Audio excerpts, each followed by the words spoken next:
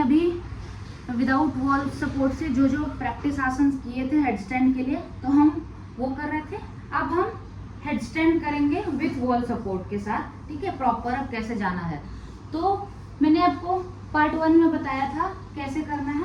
जब पार्ट 1 में हम कर रहे थे कैसे, हम यहाँ पे दोनों हैंड्स के फिंगर्स को क्राउंच करेंगे, वॉल से थोड़ा डिस्टेंस रखेंगे और अपने दोनों हैंड्स को क्राउंच करके थोड़ा सा डिस्टेंस पे अपने हेड को अपने दोनों हाथों के बीच में रखेंगे सपोर्ट के लिए। आपका क्राउन एरिया जमीन पे रहेगा, उठाए जमीन पे रखा और अपने दोनों नीज को अप किए।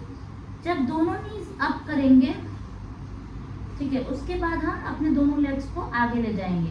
तो जब आप आगे ले जाओगे तो आपका जो बैक है वो वॉल से टच हो जाएगा, ठीक है। तो जब आप वॉल पे टच हो जाएगा, यहाँ पे स्टे करें, ठीक है। फिर उसके बाद दोनों लेग्स को धीरे धीरे करके वॉल पे टच करा। जैसे मैंने एक लेग ले गया, अब मैं दूसरे लेग को ले जा रही हूँ धीरे धीरे।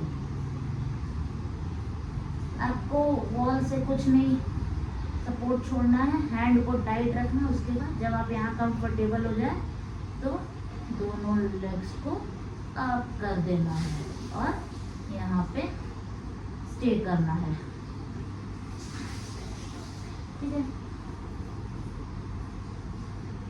जब आप वापस आए, धीरे धीरे करके एक लेग को पहले नीचे लाएं और फिर आराम से वापस आए, ठीक है। तो मैं एक बार और दिखा देती हूँ कैसे करनी है हमें। दोनों हैंड्स को क्राउंच करके थोड़ा सा डिस्टेंस पे अपने दोनों हैंड्स के बीच में हेड को रखना है। और मैं सिर्फ आप देखो कैसे मैं कर रही हूँ बस। इसके बाद क्योंकि इसके लिए आपका गेज नहीं हटना चाहिए, इसके लिए गले का मतलब मूवमेंट नहीं होना है। आपको कैमरे की तरफ नहीं, किसी भी तरफ नहीं देखना है, आपको ध्यान रखना है कैसे करना है। समझाएंगे इसे।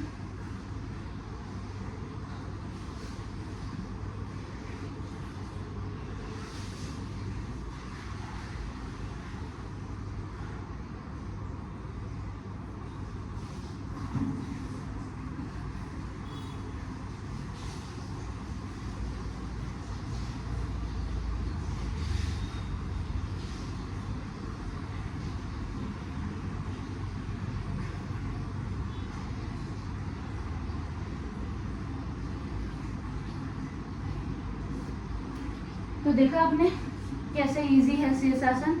अब अर्ध शीर्षासन कैसे होता है, आप उसके भी सेम बेनिफिट्स है। तो अर्ध शीर्षासन मैं दिखा देती हूँ, आप खुद समझ जाइएगा क्या होता है अर्ध शीर्षासन। सेम बेनिफिट्स है उसके भी। तो हम सेम वैसी ही पोजीशन पे जाएंगे।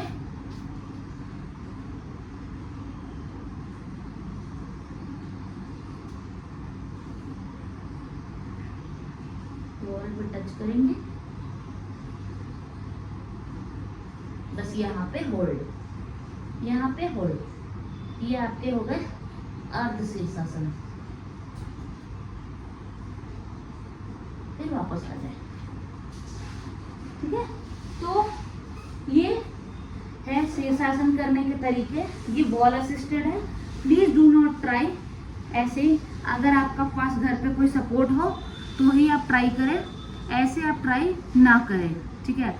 ये क्योंकि पूरा नेक पे होता है सारा कुछ, नेक एंड शोल्डर्स पे पूरा बॉडी का भार आता है। तो मैं सजेस्ट करूंगी कि आप ऐसे ना करें। अगर आपके पास कोई घर पे लोग हैं तो आप उनका हेल्प ले और फिर लेग्स को उठाए। अगर आप नहीं कर पा रहे हैं तो आप धीरे धीरे ट्राई करें। हेड स्टैंड में टाइम लगते हैं करने में। मेरे को 2 मंथ्स लगे सिर्फ हेड स्टैंड सीखने में।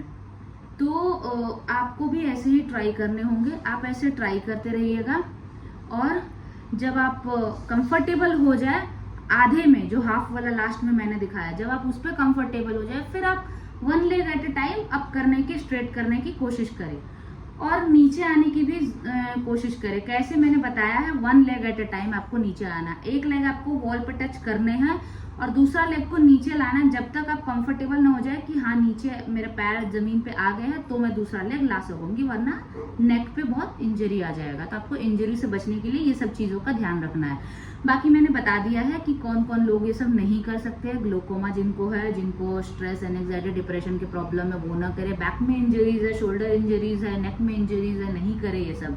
बैक स्टिफ हो जाते हैं, कोर स्ट्रेंथनिंग नहीं होती है, तो वो ना करे प्रैक्टिस। विदाउट प्रैक्टिस किसी के हेल्प से या किसी एक्सपर्ट के सुपरविजन में ही आप करें तो वो ज़्यादा बेटर है। और अगर आप धीरे धीरे करके एक एक स्टेप बाय स्टेप चलोगे तो आपका हेड स्टैंड क्लियर हो जाएगा। ठीक है, तो चलिए करते हैं वीडियो को एंड। अब मिलते हैं दूसरे वीडियो में। अभी तो अब देखते हैं क्या नेक्स्ट वीडियो बनाना है, आप ही सजेस्ट करें। तो वीडियो अगर आपको अच्छी लगे हो तो please do like share and subscribe and comment करते रहिएगा वीडियो कैसी लगी, अच्छी लगे, आपको और कुछ वेरिएशंस चाहिए, कैसे आपको करने हैं, आप मुझे बताते रहिए। फिर मैं उसी हिसाब से वीडियोस बनाऊंगी एंड पोस्ट करते रहूँगी। ठीक है, टिल देन बाय बाय।